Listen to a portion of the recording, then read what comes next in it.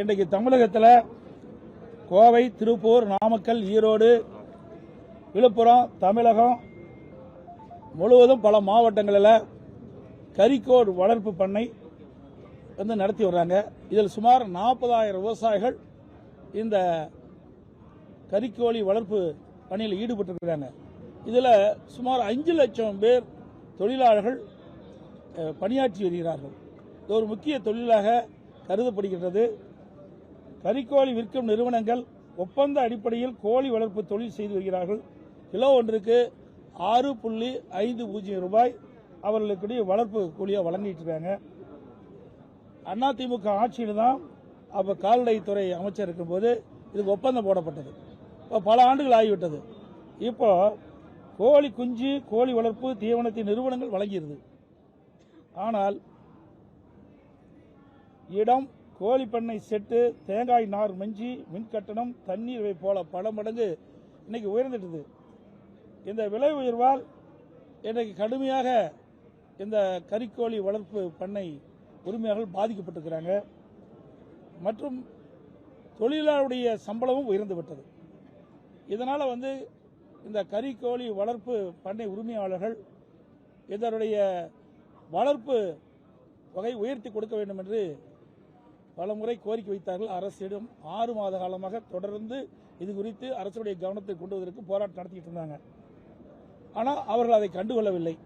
அவர்கள் இன்றைக்கு இருக்கின்ற சூழ்நிலைக்கு தக்கவாறு இந்த மின்கட்டண உயர்வு, தொழிலாளருடைய சம்பள உயர்வு, இப்படி பல வகையிலும் இந்த கோழி வளர்ப்பு பண்ணையில் இருக்கின்ற இந்த உரிமையாளர்கள் கடுமையாக பாதிக்கப்பட்ட காரணத்தினால அதை 6 ரூபா 50 காசிலிருந்து 20 ரூபாயை உயர்த்தி வழங்க வேண்டும் என்று கோரிக்கை வைத்து வந்தார்கள். இது குறித்து அரசுடைய கவனத்துக்கு கொண்டு வந்தாங்க. அரசு 7/1/2026 மற்றும் 21/1/2026 முத்தரப்பு பேச்சுவார்த்தை நடத்தப்படும் என்ற அறிவிப்பை கொடுத்துவிட்டு முத்தரப்பு பேச்சுவார்த்தையை நடத்தல, நிராகரிச்சிட்டாங்க. இதில் சுமார் 40,000 விவசாய குடும்பங்கள் இதில் பாதிப்புக்குள்ளாகிறாங்க. 5 லட்சம் தொழிலாளர்கள் ஈடுபட்டிருக்காங்க. ஆனால் அரசு வேண்டுமென்றே திட்டமிட்டு இந்த கறிக்கோழி வாங்குகின்ற நிறுவனங்களுக்கு சாதகமாக செயல்பட்டு வருகிறது. அதுதான் இப்போ தெளிவாக வருது. ஏன்னா இன்றைக்கு இருக்கின்ற சூழ்நிலைக்கு தக்கவாறு இவர்களுடைய கூலி உயர்வை, அந்த கோழி வளர்ப்பு செலவு அதிகரித்த காரணத்தினால அந்த கோழி வளர்ப்புக்கு எவ்வளவு செலவு உயர்ந்திருக்கணும் அதற்கு ஏற்றவாறு அவர் உயர்ந்து கொடுக்க வேண்டும் என்றுதான் அவருடைய கோரிக்கை. இதை 0 அவரில் நான் கொண்டு வந்தேன். இதை கூட பேசுவதற்கு இந்த அரசாங்கம் அனுமதிக்கல. எந்த அளவுக்கு இந்த அரசாங்கம் சர்வாதிகார போக்கை கடைபிடிக்கும் என்பது இது தெரியுது. இன்னொன்று, சிக்கன் குனியா இன்னைக்கு எல்லா பத்திரிகைகளும் வந்திருக்குது, ஊடகத்திலையும் வந்திருக்குது. இந்த அரசாங்கம் பொறுப்பேற்றதிலிருந்து இந்த கொசு ஒழிப்பில் அக்கறை செலுத்துதில்லை. இந்த கொசுனால தான் பல நோய்கள் மக்களுக்கு தாக்கப்படுகிறது. இன்னைக்கு பார்த்தீங்கன்னா தமிழகத்தில் சென்னை, காஞ்சிபுரம், தென்காசி, தேனி, கடலூர், அரியலூர் உட்பட பல மாவட்டங்களில் சிக்கன் குனியா ஏற்பட்டு கடுமையாக மக்கள் பாதிக்கப்பட்டிருக்கிறாங்க. அந்த பாதிப்புக்குள்ளான மக்களுக்கு ஆங்காங்கே முகாம்கள் நடத்தி யாரெல்லாம் பாதிக்கப்பட்டார்களோ அவர்களெல்லாம் என்னென்ன அறிகுறி இருக்கின்றதோ அதன் மூலமாக அந்த முகாமிலே அவர்கள் சிகிச்சை பெறுவதற்கான நடவடிக்கை இந்த அரசு எடுக்க வேண்டும் என்று அதுவும் நான் 0 அவர்கள் எழுப்பதாக இருந்தோம். அதுக்கு அனுமதி கொடுக்கல. அதோட இந்த நோயால் பாதிக்கப்பட்டவர்களுக்கு தனி வார்டு அமைச்சு சிகிச்சை அளிக்க வேண்டும். இல்லாவிட்டால் சிக்கன் குனியா நோய் ஏற்பட்டு விட்டால் உயிருக்கு ஆபத்து ஏற்பட்டுவிடும். இதையெல்லாம் அரசுடைய கவனத்திற்கு கொண்டு வர வேண்டும் என்ற ஒரு நல்ல நோக்கத்தோடு பிரதான எதிர்க்கட்சி என்ற முறையில் நாங்கள் அனுமதி கேட்டோம். அனுமதி மறுக்கப்பட்டு விட்டது. அதனால் நாங்கள் வெளியிடப்பு செய்திருக்கோம்.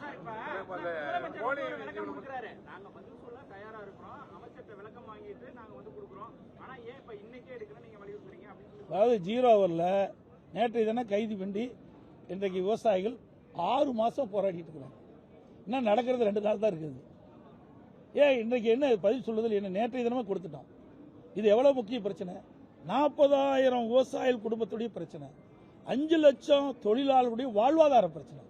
இதை கூட இந்த அரசு அக்கறையாக எடுத்து அதுக்கு உரிய பதில் கொடுக்கல என்ன? இன்னொன்று, நான் நேற்றைய தினம் அந்த 55 விதியின் கீழ் நான் அதில் கையெழுத்திருந்தேன். 0 அவரில் பிரதான எதிர்க்கட்சி தலைவர் என்ற முறையில் 0 அவரில் எழுப்புவதற்கு மரபு இருக்குது. இதை ஏற்கனவே திராவிட முன்னேற்ற கழக ஆட்சி இருக்கின்ற பொழுது தொடர்ந்து 0 அவரில் பல கேள்விகள் எழுப்பினாங்க, பல பிரச்சனையை எழுப்பினாங்க. நாங்கள் அதுக்குரிய பதில் கொடுத்தோம். ஆனால் இன்றைய தினம் இந்த அரசு வேண்டுமென்றே திட்டமிட்டு பிரதான எதிர்க்கட்சி தலைவர் பேசுவதை பேசக்கூடாது என்ற ஒரே நிலைப்பாட்டின் காரணமாக தான் எனக்கு பேசுவதற்கு அனுமதி மறுக்கப்பட்டது. ஆக இவர்கள் எல்லாமே தெரியும், தெரியாதெல்லாம் ஒன்றும் இல்லையா? போராட்டம் பண்ணிட்டு இருக்காங்க, அரசாங்கத்துக்கு தெரியாதா? அப்படி தெரியாத அரசாங்கம் இருந்தால் இந்த அரசாங்கம் மோசமான அரசாங்கம் தான் பொருள். ஒரு நாட்டில் நிலவுகின்ற பிரச்சனை 6 மாதமாக தொடர்ந்து விவசாயிகள் தங்களுடைய உரிமைக்காக போராடி கொண்டிருக்கிறாங்க, தங்களுடைய பிரச்சனையை முன்வைத்து போராடி கொண்டிருக்கிறாங்க. அரசும் 2 முறை முத்தரப்பு பேச்சுவார்த்தை நடத்தப்படும் என்று அறிவிக்கப்பட்டு நடத்தல. இதெல்லாம் அரசாங்கத்துக்கு தெரியாதா? இதில் துறை அமைச்சருக்கு தெரியாதா? அப்படி தெரியலனா இந்த ஆட்சி அகற்றப்பட வேண்டிய ஆட்சி என்பது மக்கள் முடிவு செய்து விட்டாங்க. அந்த பண்ணைக்காரங்க என்ன சொல்றாங்கன்னா, நேற்று விவசாயிகள் பொறுத்த வரைக்கும் அவங்க வந்து எங்களுக்கு அரசாங்கத்துக்கு எங்களுக்கு சம்பந்தம் இல்லைங்கிற மாதிரி அவங்க பேசிட்டு இருக்காங்க. ஏன்னா நைட்டோட வர சொல்லிட்டு அத்தனை பேர் காத்திருந்தவங்களை வந்து வராம பேஸ் பண்ணி நீங்களும் நிறுவனம் தான் பேசிக்கணும்னு சொல்லியிருக்காங்களே, எப்படி கால்நடைத்துறைக்கு சம்பந்தம் இல்லாமல் போயிருமா? அதைத்தான் நான் கொண்டு வர்றதற்கு நான் முயற்சி செஞ்சேன். ஆனா இந்த அரசாங்கம் விவசாயிகள் பக்கம் இல்லை, இந்த முதலாளி பக்கம் இருப்பதாகத்தான் தோன்றுது. ஏன்னா உண்மையிலேயே இந்த விவசாயிகள் பாதிக்கப்பட்டிருக்கிற நிலை தெரிஞ்சிருந்தா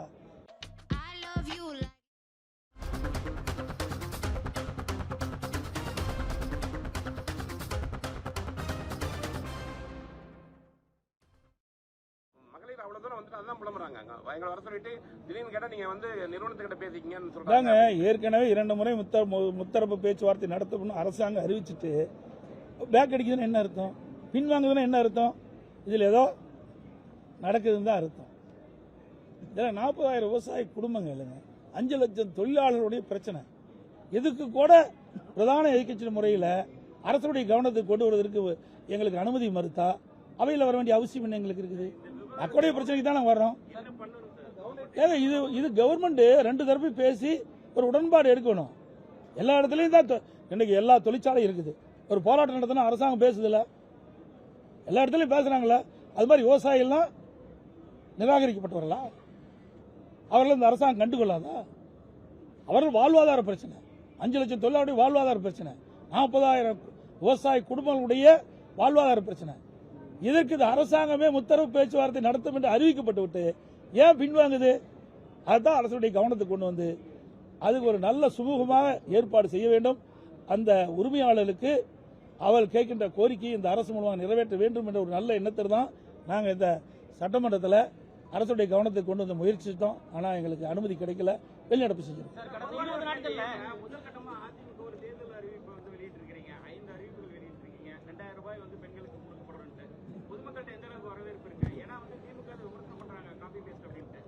அதாவதுங்க அவையில் அப்படித்தான் பேசுவாங்க. ஏன்னா இது மற்றவர்களை நாங்கள் காப்பி அடித்து அறிவிக்க வேண்டிய அவசியமே இல்லை. ஏற்கனவே 2021 சட்டமன்ற பொதுத் தேர்தலின் போது முதல்ல தேர்தல் அறிக்கை வெளியிட்டது அதிமுக. எங்களுக்கு பிறகு 1 மணி நேரம் கழிச்சு தான் திமுக தேர்தல் அறிக்கை வெளியிட்டாங்க. அப்பொழுதே எங்களுடைய தேர்தல் அறிக்கையில் இது இடம்பெற்றிருக்குது. இதில் நான் வேணா படிக்கிறேன். அதாவது அறிவிப்பு எண் 2 மகளிர் நலன் எங்களுடைய புத்தகம், எங்களுடைய என்ன காட்டிடணும். ஏன்னா இந்த அமைச்சரெல்லாம் வேணுமென்றே திட்டமிட்டு ஒரு தவறான செய்தி சொல்லிட்டு வராங்க. இது எங்களுடைய அறிவிப்பு புத்தகம், அப்போவே வெளியிட்டோம். 2021ஆம் ஆண்டு அனைத்து இந்திய அண்ணா திராவிட முன்னேற்ற கழகத்தினுடைய தேர்தல் அறிவிப்புகள் இதை நாங்கள் கொடுத்துருக்குறோம். இதில் பார்த்தீங்கன்னா 2வது அறிவிப்பு மகளிர் நலன் குலவிளக்கு திட்டம். சமூகத்தில் பொருளாதார சமநிலையை உருவாக்கிட குலவிளக்கு திட்டத்தின் மூலம் அனைத்து குடும்ப அட்டைதாரர்களுக்கும் ஒவ்வொரு மாதம் உதவித்தொகையாக 1500 வழங்கப்படும். இத்தொகை குடும்ப தலைவின் வங்கி கணக்கில் செலுத்தப்படும். 2வது 3வது அறிவிப்பு மகளிருக்கு பேருந்து பயணச் சலுகை. நகர பேருந்துகளில் பயணம் செய்யும் மகளிருக்கு பேருந்து கட்டணத்தில் 50% கட்டணம் வழங்கப்படும். அதான் நாங்கள் ஏற்கனவே அறிவிச்ச திட்டம் தான், ஒரு புதுசாக ஒன்று நாங்கள் இருக்கல. அதே மாதிரி வீடு அம்மா இல்ல திட்டம், அது நாங்கள் ஏற்கனவே அறிவிச்சிருக்கிறோம். குடியிருப்புக்கு சொந்த வீடு இல்லாதவர்களுக்கு கிராமப்புறங்களில் அரசே இடம் வாங்கி காங்கிரீட் வீடு கட்டி தரப்படும். நகர்ப்பகுதியில் அரசே இடம் வாங்கி அடுக்குமாடி வீடு கட்டி அம்மா இல்லம் திட்டம் மூலம் விலையில்லா வழங்கப்படும். இது அறிவிப்பு 1. இதையெல்லாம் நாங்கள் ஏற்கனவே அனைத்து இந்திய அண்ணா திராவிட முன்னேற்ற கழகத்துடைய தேர்தல் அறிக்கையில் நாங்கள் அறிவிச்சிருக்கிறோம். அந்த அறிவிப்பின்படி தான் இப்போ மீண்டும் 2026 சட்டமன்ற பொதுத் தேர்தலில் எங்களுடைய அறிவிப்பை வெளியிட்டு மக்களிடத்தில் மிகப்பெரிய வரவேற்பை பெற்றிருக்குது. அந்த வரவேற்பை பெற்ற காலத்துல தான், அந்த எரிச்சல் தான் ஒவ்வொரு நாளும் ஒவ்வொரு அமைச்சர் ஒவ்வொரு விதமா பதில் சொல்லிட்டு இருக்காங்க. தாலிக்கு தங்க திட்டத்தை என்ன? தாலிக்கு தங்க திட்டம் தொடர்ந்து சொல்லிட்டு இருக்காங்க. நான் ஏற்கனவே அனைத்து இந்திய அண்ணா திராவிட முன்னேற்ற கழக ஆட்சியில் கொண்டு வரப்பட்டு திராவிட முன்னேற்ற கழக ஆட்சியில் நிறுத்தப்பட்ட திட்டங்கள் அனைத்தும் நிறைவேற்றப்படும் என்று ஏற்கனவே தெரிவிச்சிட்டேன். நீங்க கூட மடிக்கணினி திட்டம், இந்த மடிக்கணினி திட்டம் இது மாண்புமிகு தெய்வம் புரட்சி தலைவி அம்மா அவர்கள் தமிழகத்தினுடைய முதலமைச்சராக அரியணையில் இருக்கின்ற பொழுது அரசு பள்ளியில் படிக்கின்ற மாணவர்கள், அந்த மாணவர்கள் திறமையானவர்களாக அறிவுபூர்வமான மாணவர்களாக விஞ்ஞான கல்வி கிடைக்க வேண்டும் என்ற அடிப்படையில் சுமார் 52,36,000 மாணவ மாணவிகளுக்கு விலையில்லா மடிக்கணினி கொடுத்தோம். இந்த அரசு அப்படி நிறுத்திக்கிடுது. அதுக்கு பிறகு 4 ஆண்டு காலம் தொடர்ந்து சட்டமன்றத்தில் நாங்கள் இது வலியுறுத்தி வந்தோம். எங்களுடைய சட்டமன்ற உறுப்பினர்கள் வலியுறுத்தி வந்தாங்க. நாங்கள் தொலைக்காட்சி மூலமாக எங்களுடைய கருத்தை தெரிவித்தோம், அறிக்கையின் மூலமாக தெரிவித்தோம். ஆனால் 4 ஆண்டு காலமாக இந்த மடிக்கணினி வழங்கிட்ட திட்டத்தை இந்த அரசு நிறுத்தி இருந்தது. இப்போ இந்த அரசு தோல்வி பயத்தின் காரணமாக, திமுக கட்சி தோல்வி பயத்தின் காரணமாக, அடுத்த ஆண்டு நடைபெற்ற சட்டமன்ற தேர்தலில் தோல்வியுற்றுமோ என்ற அச்சத்தின் காரணமாக இப்பொழுது 10 லட்சம் கல்லூரி மாணவர்களுக்கு கொடுப்பதாக அறிவிச்சிருக்கிறாங்க. அது கூட முழுசாக கொடுக்க முடியாது. ஏன்னா அறிவிச்ச உடனே அதில் அதை தயாரித்து கொடுக்கிற அளவுக்கு அந்த நிறுவனம் இல்லை என்றுதான் எனக்கு கிடைத்த தகவல். அது மட்டும் இல்லை, இதை வேண்டுமென்றே திட்டமிட்டு அந்த மாணவருடைய வாக்குகளை பெறுவதற்கு அந்த திட்டத்தை அறிவிச்சிருக்கிறாங்க. உண்மையிலேயே அந்த மாணவர்களுக்கு நல்லது நடக்க வேண்டும், நன்மை நடக்க வேண்டும் இருந்தால் இந்த கல்லூரி துவங்குவதற்கு முன்பாகவே இதை கொடுத்திருந்தா பயனுள்ளதாக இருக்கும். இல்லை கடன் உடனே வாங்கி, கல்லூரி திறந்த உடனே கடன் உடனே வாங்கி அவர்கள் அந்த மாணவர்கள் இன்னைக்கு இந்த லேப்டாப் வாங்கியிருக்கிறாங்க.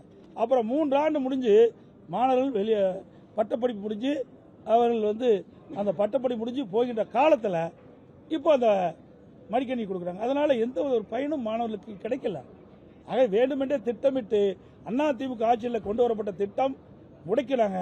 ஆனால் இன்றைக்கு இந்த மாணவர் மத்தியில், இளைஞர்கள் மத்தியில் இந்த மடிக்கணினி திட்டம் நிறுத்தப்பட்டதால் மிகப்பெரிய வெறுப்பு ஏற்பட்ட காரணத்தினால அவருடைய இளைஞர்களுடைய வாக்குகளை பெறுவதற்காக மீண்டும் இந்த திட்டத்தை இந்த அரசு அறிவிச்சிருக்கு. கடந்த 20 நாட்களில் தமிழகத்தில் 70க்கும் மேற்பட்ட சிறுமிகள், பெண்கள் பாலியல் வன்கொடுமைக்கு ஆளாக்கப்பட்டிருக்காங்க. 80 கொலைகள் நடந்திருக்கு. குறிப்பாக கொலை செய்யக்கூடிய சம்பவங்கள் ரீல் செய்யக்கூடிய ஒரு நிலை இன்னைக்கு ஏற்பட்டிருக்கு. அதை பத்தி என்ன? அதாங்க, நான் ஏற்கனவே பலமுறை சொல்லிட்டேங்க, ஊடகத்தின் வாயில, பத்திரிகை வாயில சொல்லியிருக்கிறேன்.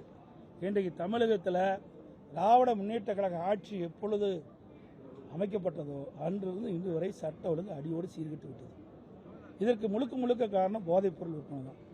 அந்த போதைப்பொருள் விற்பனையை தடுக்க இயலாத ஒரு அரசாங்கம், கையிலாகாத அரசாங்கம் தான் இந்த அரசாங்கம் இருக்குது. இத்தனை நிகழ்வுகள் நடைபெறுவதெல்லாம் இந்த போதை ஆசாமிகளால், அதுவும் கஞ்சா போதை ஆசாமிகளால் தான் இந்த கொடூரமான செயல் நடைபெற்றுக் கொண்டிருக்கின்றன. அண்மையில் கூட சமூகத்துறை அமைச்சர் தூத்துக்குடியில் ஒரு நிகழ்ச்சியில் கலந்து கொண்டு பேசுகின்ற பொழுது, தமிழகத்தில் திராவிட முன்னேற்ற கழகம் ஆட்சிக்கு வந்த பிறகு இந்த 4.5 ஆண்டு காலத்தில் 6,999 சிறுமிகள் போக்சோ சட்டத்தால் இன்னைக்கு பாதிக்கப்பட்டு போக்சோ சட்டம் பதிவு செய்யப்பட்டதை சொல்லுங்க. 6,999 போக்சோ வழக்குகள் பதிவு செய்யப்பட்டதை சொல்லியிருக்காங்க. அதற்கு பாதிக்கப்பட்டவர்களுக்கு 104 கோடி நிவாரணம் கொடுக்கப்படுறத பெருமையா பேசுறாங்க. எவ்வளவு ஒரு மோசமான அரசாங்கம்! இன்னைக்கு ஒவ்வொரு மாதமும் இன்றைக்கு சிறுமிகள் பாதிக்கப்படுறாங்க, பெண்கள் பாதிக்கப்படுறாங்க. அது தொடர்ந்து இந்த ஆட்சியில் நடந்து கொண்டிருக்கின்றது. அதை கட்டுப்படுத்த இந்த அரசால் முடியல. அது காரணம் போதை விற்பனை அதிகரிச்சிட்டது. சிறுமிகளுக்கு, அதாவது இந்த ஆண்டு ஜனவரி முதல் 20 நாட்கள் சிறுமிகளுக்கு எதிரான பாலியல் குற்றங்கள் போக்சோ 46 வழக்குகள் பதிவு செய்யப்பட்டது. பெண்களுக்கு எதிரான பாலியல் குற்றங்கள் 27, அவற்றில் ஒரு சில நிறைய இருக்குது, நிறைய அடிச்சிருந்திருக்கு. ஆக இந்த 20 நாளில் மட்டும் 46 போக்சோ வழக்குகள் பதிவு செய்யப்பட்டது. 27 பெண்கள் பாலியல் சீண்டலுக்கு ஆளாக்கப்பட்ட குற்றங்கள் பதிவு செய்யப்பட்டது. ஆக இந்த ஆட்சியில் சட்ட ஒழுங்கு அடியோடு சீர்கட்டு விட்டது. அதற்கு என்ன காரணம்? நிரந்தர சட்ட ஒழுங்கு டிஜிபி நியமிக்கல. நிரந்தர சட்ட ஒழுங்கு டிஜிபி இதுவரைக்கும் நியமிக்கல. ஏற்கனவே இந்த அரசாங்கம் யாரெல்லாம் தகுதியானவர்கள் அதில் பட்டியல மத்திய யூபிஎஸ்சிக்கு அனுப்பிச்சது. அந்த யூபிஎஸ்சி பரிசீலித்து 3 பேரை அவர்கள் தேர்வு செஞ்சு மாநில அரசுக்கு அனுப்பிச்சது. அந்த 3 பேரில் ஒருவரை நிரந்தர டிஜிபியாக நியமிக்கப்பட வேண்டும். இதுதான் விதி. ஆனால் அதை பற்றியே கவலைப்படாத அரசாங்கம் ஒரு பொறுப்பு டிஜிபி நியமிச்சாங்க சட்ட ஒழுங்கு. அந்த அவருக்கு உடல்நிலை சரியில்லை, அதுக்கு ஒரு பொறுப்பு டிஜிபி நியமிச்சிருக்காங்க. அப்புறம் எப்படி இவங்க சட்ட ஒழுங்கு பாதுகாக்க முடியும்? சட்ட ஒழுங்கு பாதுகாக்கக்கூடிய ஒரு நிரந்தர டிஜிபி இல்லாதனால தான் இவ்வளவு மோசமான நிலைக்கு போயிட்டு இருக்குது. அதை பற்றிலாம் இந்த அரசாங்கத்துக்கு கவலையே இல்லை. தங்களுக்கு கைப்பாவையாக ஒரு டிஜிபி தேவை.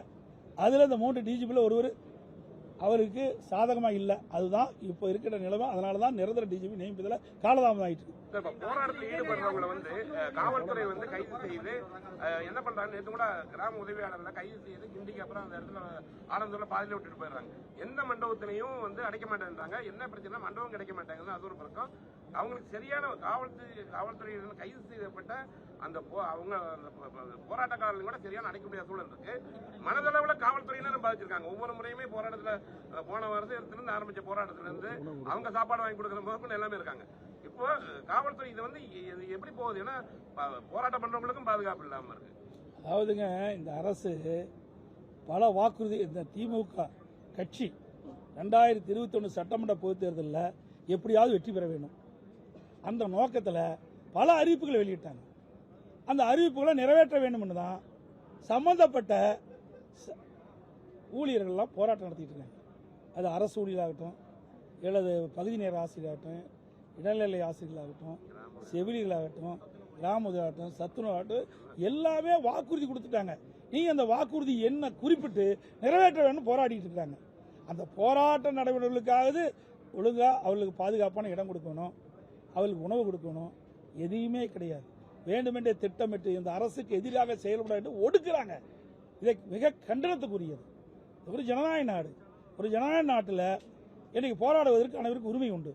தங்களுடைய நிலைமையை அரசுடைய கவனத்தில் கொண்டு வருவதற்கு ஒவ்வொருவருக்கும் உரிமை உண்டு, ஒவ்வொரு சங்கத்திற்கும் உரிமை உண்டு. அதிமுக ஆட்சியில் பல்லாயிரக்கணக்கான போராட்டத்தை நான் சந்திச்சேன். இவர்கள் மாதிரி யாரும் அடக்குமுறையை நாங்கள் செய்யல. இன்றைக்கு எதிர்கட்சிகள் போராடினாலும் அனுமதி கொடுக்கறதில்ல.